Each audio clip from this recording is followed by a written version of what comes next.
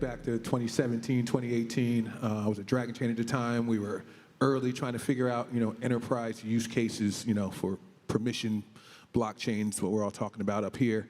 And at the time, remember, a lot of the infrastructure that was necessary in order to be able to effectively implement it within the enterprise space just wasn't there yet.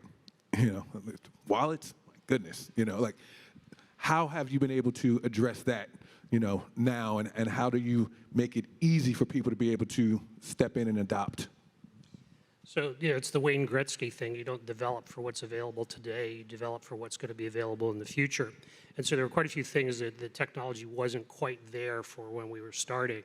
But we just went and focused on specific use cases. And, we've been fortunate in that we have picked up quite a few contracts from the DoD. So the United States Space Force is our largest customer.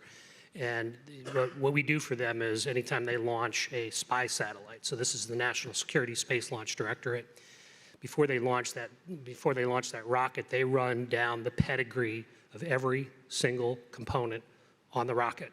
And we're not just talking about the component, but it is also who was working on that and where was it being worked on. So we do the digitization of the people, places, and the products, and then the interactions between those three are what create the transactions that give you what is known as provenance, because there's a very big difference between traceability, transparency, and provenance. Huge difference.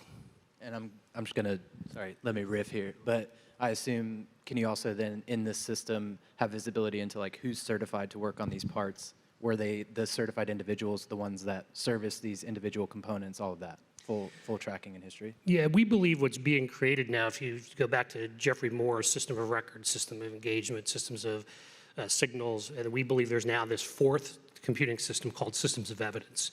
And so one of the things about the evidence is it's all about claims. People make all kinds of claims, and there's this law that I just read, Hitchens' law, that anything that can be claimed on the internet without evidence can be refuted on the internet without evidence.